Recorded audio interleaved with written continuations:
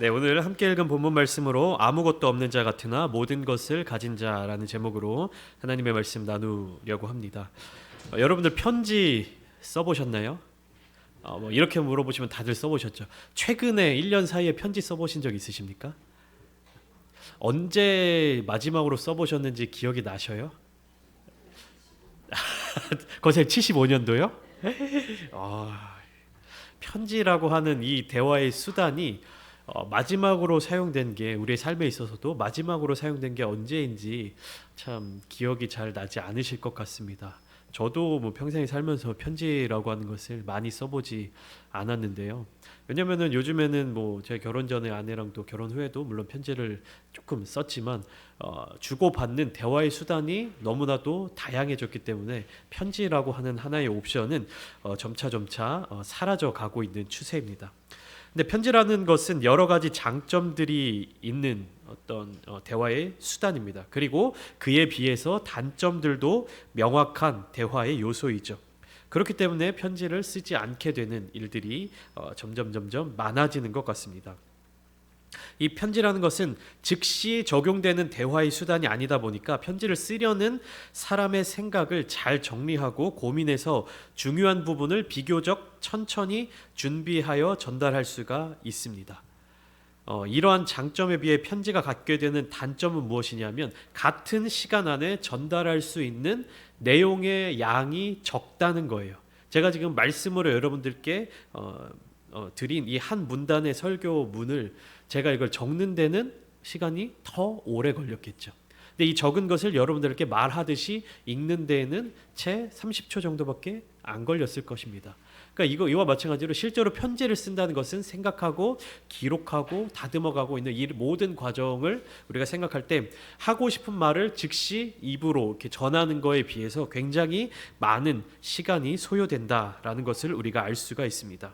우리가 오늘날 스마트폰 시대를 살아가면서도 경험할 수 있는 어떤 하나의 부분인데요. 내가 상대방에게 전하고 싶은 말이 있어요. 내가 상대방에게 하고 싶은 말이 있습니다. 그런데 이때 문자로 보낼 수도 있고요. 우리가 뭐 카카오톡이나 이런 문자로 보낼 수 있고 혹은 또 무엇을 사용할 수 있습니까?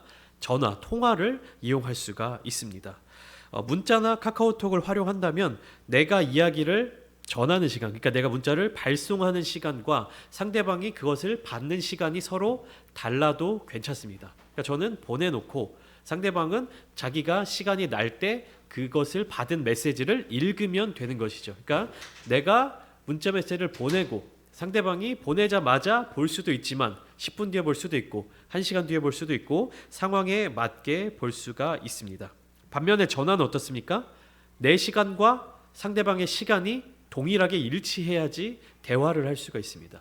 그러니까 전화를 했는데 상대방이 시간이 안 된다 그러면 어떻게 되죠? 전화를 못 받는 거죠. 근데 만약에 상대방이 시간이 돼서 전화를 받았다라고 하면 그때는 서로 대화를 할 수 있는 것입니다. 그런데 통화로는 한 10초면 되는 전달할 수 있는 그 내용을 문자나 다른 메시지를 통해서 전달하게 될 때는 꽤 오랜 시간이 걸리게 될 수 있습니다. 예를 들면 전화를 우리가 이따가 오후 5시에 어디에서 만나자. 그래 알겠어. 이렇게 통화로 하면 10초 만에 끝날 얘기를 내가 어디서 뭐 이렇게 만나자. 어떻게 어디서 만나자고 뭐 어떤 말투로 전해야 될지 뭐라고 보내야 될지 이런 것들 고민하고 발송을 했습니다. 근데 받는 사람이 그것을 또 자세히 글자를 살펴보고 이 사람이 이렇게 보냈구나라는 것을 이해해야 대화가 이어진다라고 하는 것이죠.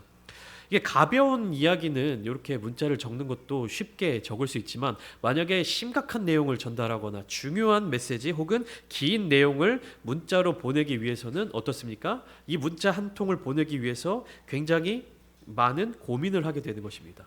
무거운 주제에 대한 이야기 혹은 격식을 차려야 되는 그런 부분에 있어서는 이게 단어가 맞는지 오타가 나진 않았는지 형식에 맞는 글인지를 이렇게 잘 살펴보아야 되겠죠.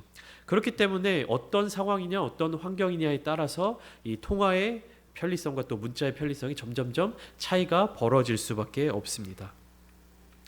우리가 매주 주일 오후마다 나누고 있는 고린도 후서 또한 신약 성경 속의 한 권으로 등장하고 있기 때문에 우리가 하나님께서 우리에게 주시는 계시의 말씀 성경으로 더 가깝게 느끼게 되지만 실제로는 어떻습니까? 이것은 바울이라고 하는 한 사람이 고린도 교회라는 대상에게 쓴 편지입니다. 그러니까 편지이기 때문에 마찬가지로 고린도 전후서 또한 편지가 가지고 있는 장점과 단점 그리고 한계점이 분명하게 있습니다. 장점에 대해서는 지난번에 한번 말씀드렸는데 기억이 나실지 모르겠습니다. 바울이 마음속 깊은 곳에서 우러나오는 그 사랑의 마음을 어떻게 꾹꾹 눌러 담아서 간절한 마음을 가지고 시간을 들여서 작성한 내용을 보냈다라는 것이죠. 그래서 그 편지를 읽는 고린도 교회 성도들이 바울의 그 마음을 느끼게 되고 그 사랑을 알게 되고 그들에도 마음의 변화를 받아서 그들의 어떤 자세를 바꾸게 되었다라고 하는 것을 말씀을 드렸습니다. 그러니까 그 많은 사람들이 바울의 편지를 봤을 때 대부분의 사람들이 동일하게 그 편지 속에 담겨져 있는 바울의 사랑의 메시지를 깨닫게 되었다라고 하는 것이죠. 진실된 마음을 느낄 수 있었을 것입니다.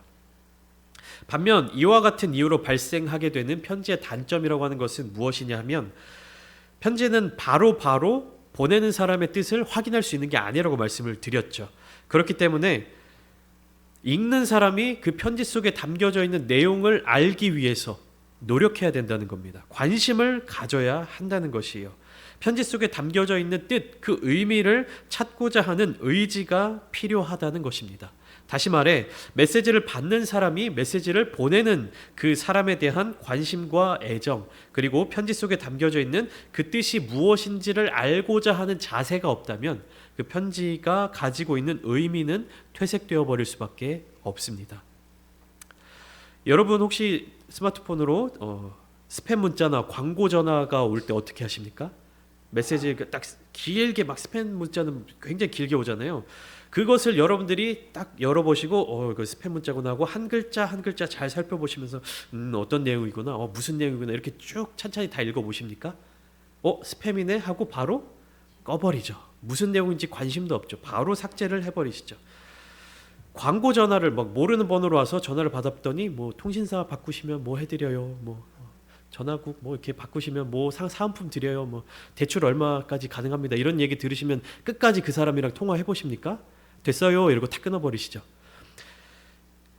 상대가 무슨 말을 하나 유심히 들을 필요가 없다고 판단되기 때문에 우리는 스팸 문자가 오면 바로 삭제해버리고 광고 전화가 올 때 그냥 바로 끊어버리게 되는 것입니다. 그게 자연스러운 거죠. 이 사람을 상대하고 이 문자를 보고 있는 것보다 내가 지금 보내야 될 그 시간이 더 소중하다라고 느껴지게 되면 관심 없고 그런 광고나 그런 스팸 내용들에 우리가 시간을 더 쏟지 않는 것이죠. 하나님의 말씀인 성경 또한 마찬가지입니다. 하나님께서 우리를 향한 사랑의 그 마음으로 우리에게 이 말씀을 성경을 통한 말씀을 주셨는데 받는 우리가 하나님의 말씀, 하나님의 마음에 관심이 없다면 그 말씀에 관심이 안 생기겠죠. 그러면 그 말씀을 통해서 하나님께서 우리에게 주시는 그 사랑의 마음도 우리가 온전히 알기 어려울 것입니다. 그렇기 때문에 우리는 날마다 새로운 마음으로 말씀을 봐야 되는 것이고요. 날마다 새로운 마음으로 성경을 읽어야 되고 읽는 것으로 끝나는 것이 아니라 성경을 깊게 묵상해야 되고 말씀으로 삶을 살아내야 하는 것입니다. 오예배 시작할 때 우리 자녀들에게 아이들에게 성경 암송을 시키고 확인하는 그 이유가 무엇입니까? 그냥 지식적인 부분을 충족시키기 위해서입니까? 아니죠. 그 말씀을 통해서 이 아이들이 말씀에 얼마나 관심을 가지고 있는지 말씀으로 삶을 살아낼 수 있게끔 습관을 들이고 말씀을 사랑할 수 있도록 그런 환경을 만들어 주는 것이죠. 우리가 또 지지난주부터 시작된 성경 필사, 그 필사하는 이유가 무엇입니까? 그냥 막 쓰고 이러면 팔 너무 아프고 뭐 이 종이도 크고 뭐 불편하고 그냥 쭉 읽으면 10분 만에 한 장, 두 장, 뭐 서너 장 이렇게 읽을 수 있는 거를 쓰기 시작하면 한 장 쓰는데 얼마나 걸립니까? 너무 오래 걸리죠. 그냥 쭉 읽는 것보다 한 10배 정도는 오래 걸리는 것 같아요. 그럼에도 불구하고 우리가 성경 필사를 하는 이유가 무엇입니까? 여러분들도 필사를 하시면서 느끼셨던 것과 마찬가지로 그냥 읽고 그냥 듣는 것에 비해서 쓰면서 알게 되는 하나님의 마음, 쓰면서 우리가 느끼게 되는 그 은혜가 다르고 더 크기 때문입니다. 예수님께서도 제자들에게 이 비유의 말씀을 많이 주셨습니다. 누가복음 8장 10절 말씀에 보시면 하나님의 나라의 비밀을 아는 것이 너희에게는 허락되었으되 외인들에게는 다른 사람들에게는 허락되지 않았으니 그들이 보아도 보지 못하고 들어도 듣지 못하게 하려 함이니라 말씀을 하셨습니다. 그러니까 예수님께서 비유의 말씀으로 하신 그 이유가 무엇입니까? 주님을 향한 관심, 주님을 향한 사랑, 그리고 예수님께서 전하시는 그 말씀과 그 뜻에 관심이 있는 자들에게만 그 은혜를 베푸시겠다. 하나님의 나라의 비밀을 알려주시겠다라는 거죠. 예수님께 대한 관심, 하나님 나라, 하나님의 말씀에 관심이 없는 사람들에게는 수수께끼 같은 이야기이지만 제자들은 듣고 생각하면 깨달아지는 그 비유의 말씀, 그러니까 하나님 나라의 비밀이 아무에게나 드러나지 않게 하기 위함이었죠. 근데 안타깝게도 교회에 다니는 많은 그리스도인들이 이러한 사실을 놓치고 살아갑니다. 이러한 것들을 가장 잘 이용하는 그 단체 중에 하나가 어디냐면 신천지예요. 신천지는 그들이 강조하는 내용들이 뭡니까? 천국 비밀과 뭐 이런 얘기 많이 하죠. 요한계시록에 나타난 뭐 계시, 비밀, 새 언약에 대한 뭐 증거, 이런 단어들을 많이 쓰잖아요. 그러니까 천국에 대한 비밀이 아무한테나 열려지지 않기 때문에 그것에 대해서 사랑하고 관심을 갖고 그것을 찾고자 하는 자들에게 주어진다라는 것을 이 이단 신천지가 너무나도 잘 악용하고 있는 것입니다. 그러니까 우리는 믿는 사람으로서, 그리스도인으로서 살아갈 때 교회 안에서 어떠한 태도와 어떠한 예배의 생활과 어떤 모습을 가지고 살아가느냐와 더불어서 하나님께서 우리에게 주신 이 말씀에 대해서, 이 편지에 대해서, 이 사랑의 메시지에 대해서 얼마나 우리가 하나님과 같은 애정을 가지고 있느냐, 하나님이 우리에게 사랑으로 주신 그 말씀을 우리도 하나님께 대한 사랑과 하나님께 대한 관심으로 받아들일 수 있어야 한다는 것이죠. 지난 시간 말씀과 이어서 살펴보면 바울은 고린도서 6장 1절의 말씀을 통해서 교회 성도들을 향해 하나님의 은혜를 헛되이 받지 말라라고 권면하고 있습니다.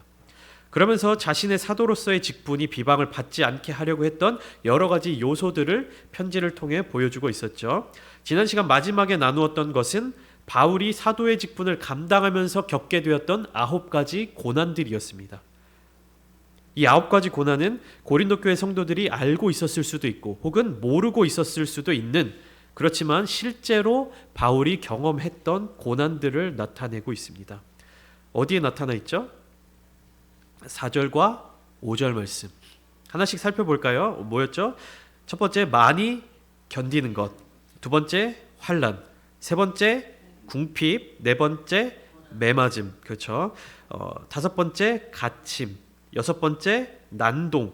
일곱 번째, 수고로움. 여덟 번째, 자지 못함과 아홉 번째, 먹지 못함. 이것을 제가 지난주에 설명드릴 때 처음에 세 개는 일반적인 고통이라고 말씀드렸습니다. 많이 견디는 것, 환난, 궁핍. 이것은 일반적으로 겪게 되는 고통입니다. 그리고 두 번째 세 가지, 매맞음, 갇힘, 난동. 이것은 바울이 겪었던 인간적인 고통이에요. 즉 육신의 고통에 가까운 인간적인 고통입니다. 그리고 마지막 세 가지, 수고로움과 자지 못함과 먹지 못함. 이것은 제가 뭐라고 설명드렸냐 하면 바울이 스스로 자초한 고통, 그러니까 스스로 선택한 고통이라고 말씀드렸습니다. 그러니까 다른 의미로 얘기하면 바울이 하나님에 대한 사랑, 예수 그리스도에 대한 사랑을 더 깊게 느끼고 그것을 지키기 위해 바울이 선택한 고통이라고 하는 것입니다. 이것을 바울이 피할 수 있었으면 겪지 않아도 됐을 고통이었습니다. 그러니까 더 수고하는 것, 자지 못하는 것, 먹지 못하는 것. 제가 뭐라고 말씀드렸죠? 잠을 줄여가면서 하나님을 위한 사역, 기도하는 것. 먹지 못하는 것 무엇이죠? 우리가 금식기도 하듯이 금식하며 하나님을 찾고 하나님의 뜻을 구하는 것. 사도로서의 사역을 감당하면서 더 수고로운 일들을 스스로 감당하게 되는 것. 이것은 피하려면 피할 수 있는 고통이었지만 바울은 예수 그리스도를 향한 그 사랑으로 말미암아 그가 스스로 선택했던 고난들이었습니다. 그리고 이어서 바울이 가진 사역의 힘이 나타나고 있습니다. 이것은 뭐냐면 9가지 고난이 있었죠. 근데 이 고난이 있었음에도 불구하고 바울은 자신이 사도로서의 사역을 감당할 수 있었다라고 고백할 수 있는 근원적인 힘이었던 것이죠. 이것도 마찬가지로 9가지가 나타나 있습니다. 한번 찾아볼까요? 6절부터 7절까지 9가지가 나와 있는데 첫 번째 뭐죠?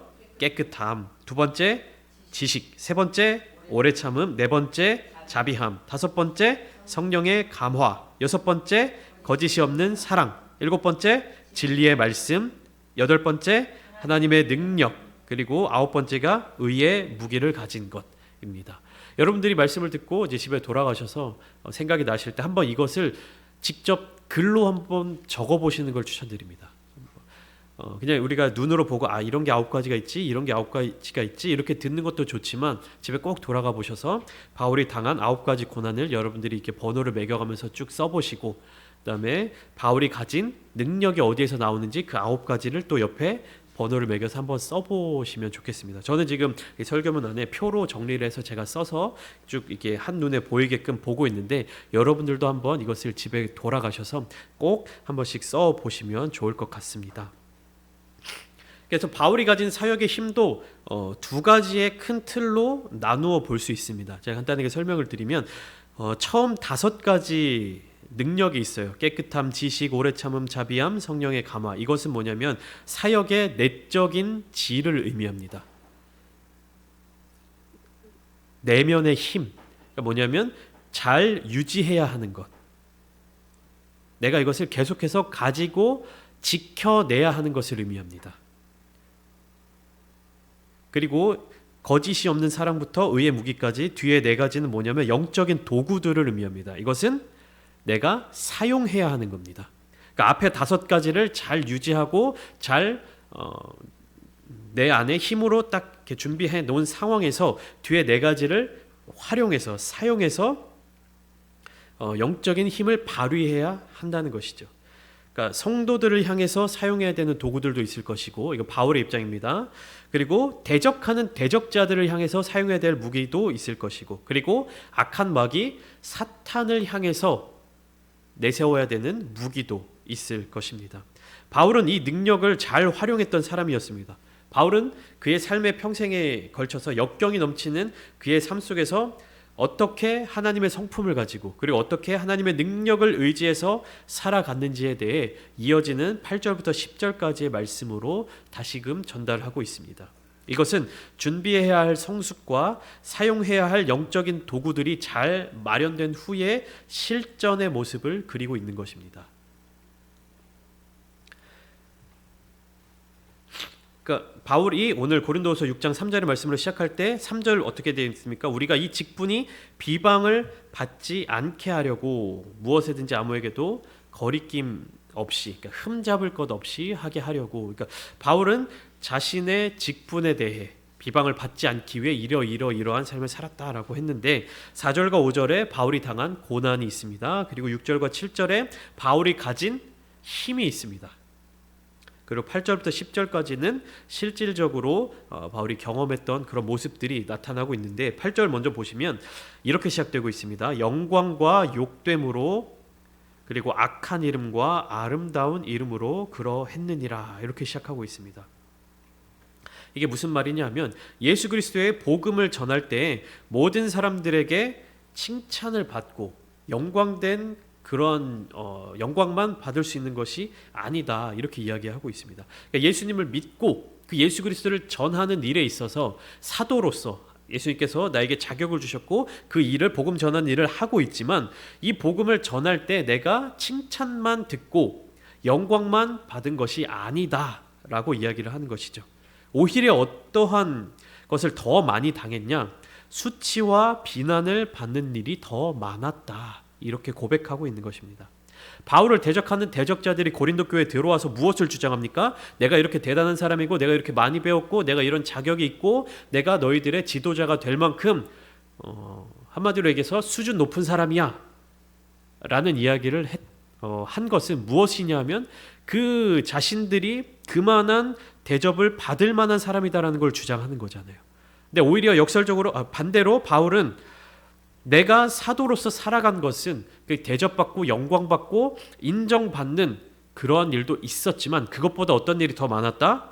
수치와 비난과 고난과 고통받았던 일이 더 많았다 라고 이야기하는 겁니다. 이런 모든 일들을 겪으면서도 내가 흔들리지 않게 하나님의 일을 감당하는 것은 어디서 힘을 얻은 것이냐? 의를 무기로 삼고 자기 자신을 지켜낸 것이다. 그러니까 바울이 가진 사역의 능력, 그 9가지 능력을 통해서 나는 이것을 해냈고 견뎌냈고 예수 그리스도를 향한 복음의 열정을 지켜낼 수 있었다라는 것입니다. 근데 어떤 의의냐 하면 나의 의의가 아닌 거예요. 그러니까 7절 마지막에 보면 의의 무기를 좌우에 가지고 이렇게 실천해 나간다 하는데, 의의를 무기로 삼아야 되는데 잘못된 나의 의의를 무기로 삼게 되면 그건 잘못된 길로 간다는 거예요. 나의 의의가 아닌 누구의 의입니까? 하나님의 의의를 가지고. 근데 하나님의 의의는 어디서 나타나냐 하면 예수 그리스도의 죽음과 부활에서 나타난다는 거예요. 그러니까 하나님의 의의로 사역을 한다는 것은 결국에 무엇으로 사역한다는 것입니까? 예수 그리스도의 죽음과 부활, 십자가 능력으로 사역한다는 것이죠. 무엇이 다릅니까? 바울을 대적했던 자들과 바울은 무엇을 지금 주장하는 거예요? 십자가의 능력을 주장하는 거예요. 바울을 대적하는 사람들은 무엇을 주장하는 겁니까? 나의 능력을. 그러니까 겉으로 볼 때는 어떻습니까? 바울은 너무 초라하고 너무 능력 없어 보이고 사도로서 보잘것 없어 보이고 그래 보이는 거예요. 근데 반면에 자기 의의를 드러내는 사람들은 어때 보입니까? 오늘날로 따지면 나 이런 대학 나왔어, 나 이런 차 가지고 다녀, 나 이런 직장 다녀, 나 이런 능력 있어, 나 이런 자격 있어, 나 이런 명함 있어. 얼마나 그럴듯해 보이고 대단해 보이고 이 사람이 위대해 보이고 그런 모습을 느낄 수 있을까요? 근데 반면에 나는 아무것도 가진 것이 없고, 나는 고통과 고난을 경험했고, 나는 좌절을 너무 많이 겪었고, 나는 실패를 너무 많이 겪었어요 라고 이야기하고 고백하는 사람을 우리는 우리의 리더로서, 지도자로서 인정하고 세울 수 있을 만한 그런 마음을 가지고 있느냐는 겁니다. 그럼에도 불구하고 바울은 계속해서 나에게는 아무런 능력이 없다라는 것을 고백하고 있는 것입니다. 바울이 고백하고 있는 것은 무엇이라고요? 십자가. 십자가의 능력을 고백하고 있는 것입니다. 그래서 사도 바울은 8절 후반부부터 사람들에게 보여지는 모습들과 실제적인 자신의 모습을 비교해서 나열하고 있습니다. 계속 어떻게 나와 있냐면 두 가지 요소가 쌍으로 나타나고 있는 것입니다. 어떤 모습들이 쌍으로 나타나고 있는지 한번 보면요. 첫 번째 어떤 모습입니까? 속이는 자 같으나 참되고, 두 번째 무명한 자 같으나 유명한 자요, 세 번째 죽은 자 같으나 살아있고, 네 번째 징계를 받는 자 같으나 죽임을 당하지 아니하고, 근심하는 자 같으나 항상 기뻐하고, 가난한 자 같으나 많은 사람을 부요하게 하고, 아무것도 없는 자 같으나 모든 것을 가진 자로다. 이렇게 7가지 내용이 나타나고 있어요. 그런데 이거를 이렇게 연속돼서 나와 있지만 이것도 한번 집에 가서 이렇게 두 가지로 써서 비교해 보시면 좋을 것 같아요. 보시면 사람들이 보는 바울의 모습은 어떤 모습입니까? 속이는 자고, 무명한 자고, 죽은 것 같은 자고, 징벌을 받는 자 같고, 근심하는 자 같고, 가난한 자고, 아무것도 없는 자다. 그러니까 사람들이 보는 바울의 모습은 이렇다는 거예요. 얼마나 보잘것없습니까? 저는 이렇게 딱 구분해서 표로 딱딱 나와 있거든요. 속이는 자, 무명한 자, 죽은 자, 징계를 받는 자, 근심하는 자, 가난한 자, 아무것도 없는 자. 너무 보잘것없고 초라하고 비참한 모습들이에요. 근데 이것은 사람들이 보는 바울의 겉모습, 겉으로 느껴지는 그런 모습들이라는 거죠. 하지만 바울이 강조하고 있는 것은 무엇입니까? 겉으로 보여지는 것이 아니라 실제적으로 나는 어떤 사람이다? 한번 찾아볼까요? 참된 자, 그리고 그 다음 유명한 자, 살아있는 자, 그리고 죽임을 당하지 않은 자. 이것은 뭐냐면 죽음까지 이르지 않은 자, 그리고 그 다음에 항상 기뻐하는 자, 그 다음은 많은 사람을 부요하게 하는 자, 그리고 마지막으로 모든 것을 가진 자. 바울의 실제 모습이 이렇다는 겁니다. 이러한 표현들 속에 드러나고 있는 사도 바울의 모든 당당함과 기쁨은 어디에서 근거가 되는 거냐면 하나님께서 현재 나와 함께 하고 계신다. 그렇기 때문에 지금은 하나님의 은혜의 때, 하나님의 구원의 때라고 고린도후서 6장 2절 지난주에 함께 나눴죠. 그렇게 고백하고 있는 거예요. 지금은 하나님의 때고 지금은 구원의 때, 하나님의 은혜의 때, 구원의 때다.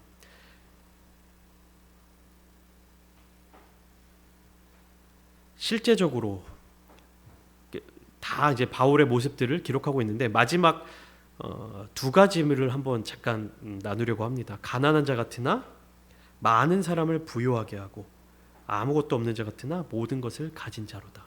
이게 그 앞에 것들은 뭐냐면 반대예요. 그러니까 속이는 자 같으나 진실한 자고 무명한 자 같으나 유명한 자고 이렇게 되어 있는데 가난한 자의 반대는 뭐죠? 부유한 자예요. 근데 뭐라고 지금 바울이 이야기합니까? 내가 가난한 자 같으나 내가 부유한 자다라고 고백하고 있습니까? 어떻게 고백하고 있습니까? 많은 사람을 부유하게 하고, 그렇죠? 나는 가난해 보일지라도, 나는 가난할지라도 어떻게 합니까? 나에게 있는 하나님의 능력, 예수 그리스도의 복음을 통해서 다른 사람들을 어떻게 해요? 많이 부유하게, 많은 사람들을 부유하게 한다. 이것으로 기뻐하는 거예요. 실제적으로 내가 가난해 보이지만 내가 부자야, 이걸로 기뻐하는 것이 아니라 나는 가난해 보이고 나는 가진 것이 없을지라도 나를 통해 역사하시는 하나님의 능력을 어떻게 한다고요? 다른 사람을 부유하게 하는 것. 이것으로 감사하고 기뻐하고 있는 거예요. 그렇기 때문에 이어지는 아무것도 없는 자이지만 다른 사람, 많은 사람을 부유하게 하는 나는 모든 것을 가진 사람이다라고 바울이 고백하고 있는 것입니다. 우리의 신앙생활도 이와 같았으면 좋겠습니다. 내가 많이 갖고 내가 많이 얻고 내가 많은 것을 누리는 것이 아니라 나에게 있는 하나님의 능력, 예수 그리스도의 십자가의 그 능력으로 인해서 다른 사람들을 부유하게 하는, 다른 사람들을 더 풍족하게 하는, 다른 사람들을 더 세워줄 수 있는 그러한 사람들이 되기를 소망합니다. 이러한 고백을 마친 바울이 11절부터 13절까지 자기가 가진 자세, 그리고 고린도 교회가 가지고 있는 자세에 대한 이야기를 하고 있습니다. 11절을 보면 너희를 향하여 우리의 입이 열리고 우리의 마음이 넓어졌으니 라고 이야기를 하고 있는데, 입이 열렸다라는 얘기는 뭐냐면 숨김없이 솔직하게 모든 것들을 다 이야기했다라는 의미입니다. 그리고 마음이 넓어졌다라는 것은 뭐냐면 내가 열린 마음을 가지고 있다, 포용하는 마음을 가지고 있다. 12절은 반대의 이야기가 나와 있죠. 너희가 우리 안에서 좁아진 것이 아니라 오직 너희 심정에서 좁아진 것이니라. 무엇이냐면 이게 속이 좁다라는 그런 의미라고 생각하시면 됩니다. 마음이 좁아지기 때문에 바울이 무슨 말을 하든 받아들이지를 않는 거예요. 그러니까 이 표현이 맞나 모르겠는데 옹졸해진다, 삐진다. 사람이 이렇게 마음이 탁 닫히는 그런 표현들이 있잖아요. 섭섭한 마음, 삐진 마음, 서운한 마음, 이런 것들 때문에 이제 마음의 문이 닫히면 어떻습니까? 누군가가 계속 이야기를 해도 안 듣게 되는 거죠. 그러니까 대화가 끊어지게 되는 겁니다. 지금 그런 상황이기 때문에 바울이 직접 고린도 교회를 방문한 것이 아니라 편지를 써서 고린도 교회에 보낸 것이죠. 그렇기 때문에 너희가 우리 안에서 좁아진 것이 아니라 오직 너희 심정에서 좁아진 것이다. 그러니까 이게 무슨 말이냐면 13절에도 이어지듯이 보답하는 것으로 너희도 마음을 넓혀라. 그러니까 바울이 관계 회복을 위한 어떤 손을 내미는 그런 메시지를 보낼 때 바울은 잘못한 게 없지만 바울이 먼저 아버지 된 어른의 마음으로 그렇게 손을 내밀고 마음을 넓히고 너희를 포용하겠다라는 이야기를 할 때 너희도 자녀된 심정으로 내 말을 좀 들어주고 나와 함께 이런 대화를 나누자 이야기를 하고 있는 것입니다. 바울은 이러한 마음 때문에 편지를 통해서 고린도 교회 성도들에게 그 마음을, 메시지를 전달하고 있는 것입니다. 고린도서 6장의 이 말씀 가운데 제가 지난주 그리고 이번 주 겹치는 본문으로 말씀을 전하고 있는데 그만큼 깊은 의미가 담겨져 있고 그만큼 바울의 간절한 심정이 담겨져 있는 것이죠.